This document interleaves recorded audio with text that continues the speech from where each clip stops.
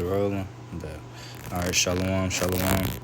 First and foremost, let's give all praise, honor, glory unto Yahweh, Bahashem, Yahweh Shai, Bahashem, and Kakodash. Double honor to the apostle that was a great millstone, Charles is true, and who grew well. And the mighty shalom to the brothers teaching week in and week out, prophesying the downfall of Esau Edom, as well as the deliverance of the whole fellow Israelites and the folk from the earth. To you I say shalom, and shalom to the whole fellow out there on the folk on the earth. To you I say shalom. With this lesson, it's going to be a quick one. I seen this on Twitter, or X, what they say, what it's called nowadays, seen this while I was at work. But I decided to save it, because I feel like this would be a quick and edifying lesson to, never trust thy enemy, Esau Edom never had our best interest at heart. He always did things, that he thought was fit for us, and whatever he thought was fit for us, was whatever that had him remain above us, whichever way it is, or to delete us, to kill us off, But let's get this lesson started. Salakia. So this is from a street lawyer on Twitter. He said, but wait, so nothing really happened to those people who refused to take the COVID-19 vax, And what Peace, I don't know how to pronounce her name, what she said was absolutely right. Absolutely nothing, The people that held out, held out on that vaccine, nothing happened to us, a lot of us was able to keep our jobs, One of the reasons they tried to force that on us, was for compliance, to see who was going to be subservient, to the system, to this beast system, And they said about 70% people took it, the jump shot, and about 30% of Americans didn't, And it's gonna be about the same thing with the MOTB. That's on the horizon, That's gonna happen in the future, that micro C-hip, either in your right hand or your forehead. They're gonna take the same exact steps, as they did with the jump shot 19, because that was just a test trial. That was just a simulation to see who would take it, and how would they move forward with their plans, They locked down everything, closed down stores, closed down restaurants, entertainment, and then to bring people back in, you had to have, that proof that you had that jump shot, by card, saying that you had, your vaccine card, But then fast forward to the future, with the MOTB, the micro C-hub, it's gonna be the same thing. They're gonna require identification that you took it, and it's gonna be the same thing. What street lawyer said in the second thing he said, it pains me that I took it, and it's gonna be the same thing with the MOTB, They're gonna have that grievous sore, cause you putting a wireless transmitter pretty much in your body, which is not supposed to be in your body, so it's gonna give you pretty much a cancer, in your body. But then, when 2/3 of our people come back into the kingdom, they're gonna have that shame that they took it, that they bowed down, to the serpent, they bowed down to Esau Edom, because it's only two things, if you don't take it, well, let me put it this way. The ones that don't take it, Yahweh Shem Yahweh Shai, his elect, those gonna be his people. That's one side of the spectrum. And then the other people, it's gonna be the 2/3, and the heathens, that's gonna take the MOTB, just like what they did with the C-19 vaccine, Let's continue on. Let's get this precept. Cause this is exactly what our people is doing. Isaiah 30 and 3. It says, "Woe to the rebellious." So like, it start verse 1. "Woe to the rebellious children, saith Yahweh, that take counsel, but not of me, that cover with the covering, but not my spirit, that they may add sin to sin." So this is saying destruction to the rebellious children, that take counsel and don't take Yahweh Bashim Yahushua as their covering, as their hiding place, that confide in Yahweh Bashim Yahushua. They confide in their own power or in the government, or Esau Edom, woe unto them. Verse 2, it says, "That walk to go down into Egypt, and have not asked at my mouth, to strengthen themselves in the strength of Pharaoh, and to trust in the shadow of Egypt. Therefore shall the strength of Pharaoh be your shame, and the trust in the shadow of Egypt your confusion." So the trusting in, modern day Egypt, America, is going to be your downfall. Two-thirds people, you Negroes, Latinos, and Native Americans out here, trusting in this place, taking the vaccine because they say you had to, or to say to keep your job, that's going down to Egypt, and putting your trust into Egypt, because they gave you an ultimatum, the Lord gave you an ultimatum, essentially, trusting in Him, and and potentially lose your job, and whatever you may be going through, whatever situation you have, or remain comfortable, take that that jab, possibly get SDS, sudden delete syndrome, if you get what I'm saying, or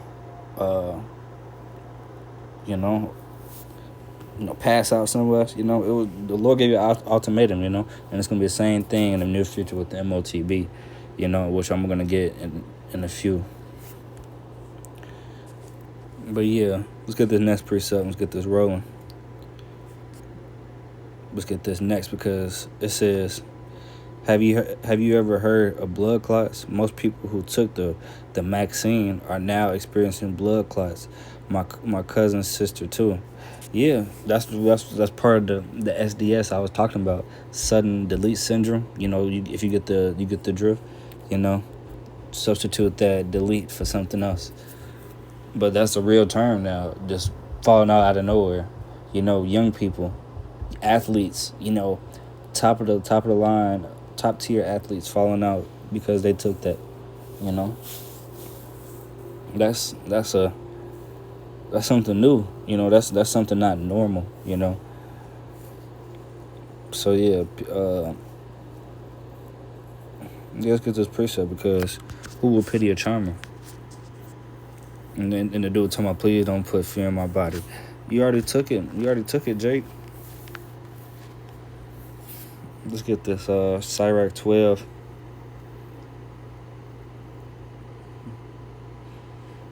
Starting at verse 10. It says, "Never trust thine enemy, for like as iron rusteth, so is his wickedness. Though he humble himself and go crouching, yet take good heed and beware of him. And thou shalt be unto him as if thou hadst wiped the looking glass, and thou shalt know that his rust has not been altogether wiped away." Yeah, so Esau, he might clean himself up, from times past. You look at his history, he was a madman, bloodthirsty, But nowadays, he tried to do things, what's the right word to say it? He tried to sugarcoat things, but still do it. It's all right. It's a term for that. If I could think of it, I'll come back to it. But yeah, he do things. He try to do things clean now. He ain't trying to get so dirty and out in the public. But whole time, that wickedness still does, and just waiting to show forth. You give him enough time, you give him close enough, he gonna show his wickedness, and that's exactly what he did with that jab. He made everybody coming to him, for help, just for them to end up getting sick and dying, creating a psyop, a hoax, the whole world having to get jabbed up for a common cold, just for them to start passing out, and having SDS. So well, it's gonna keep going into it, But like I was saying, never trust an enemy, He ain't never did good for us in times past, so why would he do it now, It says set. Let's just skip down to verse 13. This was the point. Who will pity a charmer that is bitten with a serpent, or any such as come nigh wild beasts? So one that goeth to a sinner and is defiled with him and his sins, who will pity? Yeah, so who why should we pity, our people and the rest of the American people, that was acting as a snake charmer, trying to pretty much be in league, with the snake, Then then when you finally get bit by the motherfucker, the snake gonna say, thou knowest that I was a snake. Like, come on. You check his whole track record. Well, since when has he been for the people?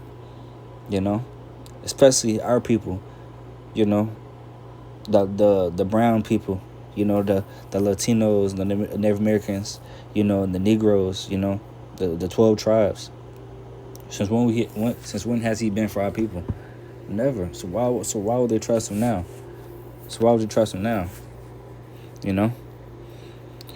And it's gonna be the same thing. It's gonna be the same thing with the MOTB coming up. And let's get that last precept and we can end it off. Because all this thing is just a precursor. We're just a precursor to the MOTB.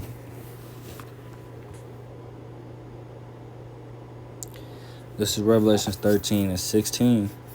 And he causeth all, both small and great, rich and poor, free and bond, to receive a mark in their right hand or in their foreheads, and that no man might buy or sell, save he had the mark or the name of the beast or the name, or the number of his name, So that mark, that charagma, which is synonymous with that word mark, is a physical, it's a physical thing, that goes in your right hand or your forehead, acting as currency and identification, which we see was on the news recently, with Kennedy talking about wanting to have the American people wearing wearable devices as a thing of gradualism, as well as Neuralink, Elon Musk with telepathy, there's so many other groups racing to try to be the first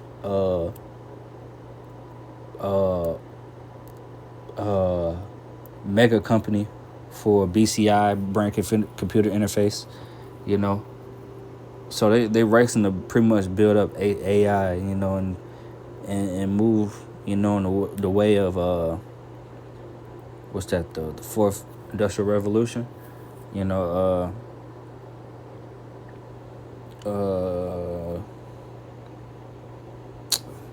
just slipped my mind, but the way of the future, what they was pretty much saying, the way of technology, merging mankind and technology, transhumanism, that's the word, transhumanism.